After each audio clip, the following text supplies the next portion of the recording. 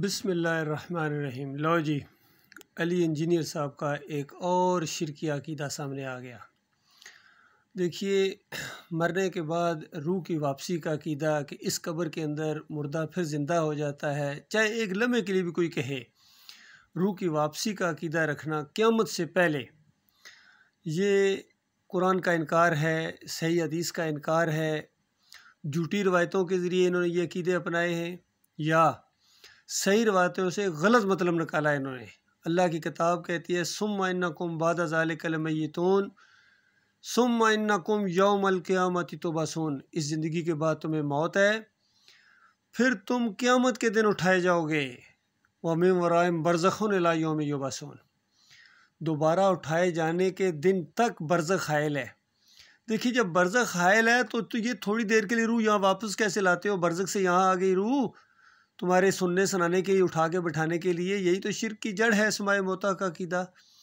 تو آپ دیکھیے، پہلے یہ علی انجینئر صاحب کو خود سنیے کہ اسی قبر کی طرف اشارہ کر رہے ہیں، یہاں ہی ہوتا ہے سب کچھ، اور یہاں پہلے اشارہ کرنا اصل میں اپنے اکابرین کو بچا رہے ہیں۔ اس کے اوپر میں تبصرہ بعد میں کروں گا، پہلے یہ ان کا بیان سنیے۔ اپنے بھائی کو دفنا چکو تو قبر پہ اس کی قبر کے اندر سوالات کی استقامت کے لیے دعا کرو، اور اس کے بعد وہ چیز ہے جو آپ پوچھ رہے ہیں، جو عام حالت میں ہے، یعنی دفنا بھی لیا، سب کچھ ہو گیا۔ دیکھا آپ نے، انگلی کا اشارہ کدھر کر رہے ہیں؟ اسی قبر کی طرف کر رہے ہیں کہ یہاں سوال و جواب ہوتے ہیں، یہاں یہ ہوتا ہے۔ ابو داؤد کی ایک روایت، منکر روایت کے اوپر انہوں نے یہ سارا عقیدہ بنایا، قرآن کا انکار کر دیا، اور اپنے امام جو ان کے بڑے ہیں مسند احمد بن حنبل، وہاں سے اصل میں انہوں نے یہ عقیدہ لیا ہے قرآن کے خلاف اور صحیح حدیث کے خلاف۔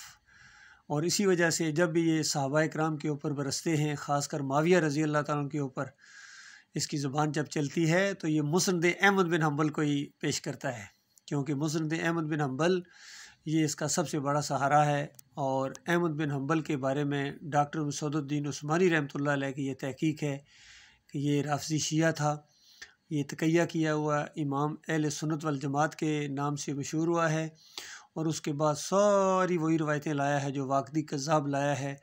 اور اس کے اوپر ڈاکٹر مسعود الدین عثمانی رحمۃ اللہ علیہ نے ایک موازنہ کے نام سے ایک کتابچہ بھی لکھا ہے، امام بخاری رحمۃ اللہ علیہ اور احمد بن حنبل کا آپس میں موازنہ کیا ہے کہ 7-8 معاملات میں احمد بن حنبل جو ہے وہ عقیدے کی خرابی کے اندر مبتلا تھا۔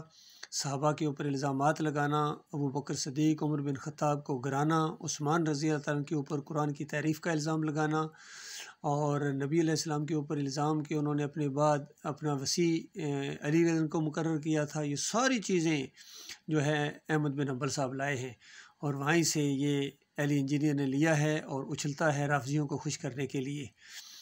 یہ عقیدے کی خرابی کے اندر بھی مبتلا ہے، اسی قبر کی طرف اشارہ کرتا ہے، اور پھر ساتھ کہتا ہے برزخ۔ بھائی، جب تم اس قبر کی طرف اشارہ کرتے ہو، یہ قبر برزخ میں ہے، یہ تو دنیا میں قبر ہے، تو اس قبر کی طرف اشارہ کرنا کہ یہاں روح واپس آ جاتی ہے، یہاں سوال جواب ہوتے ہیں، یہ قرآن کا کفر ہے، یہ شرک کی جڑ ہے یہ عقیدہ۔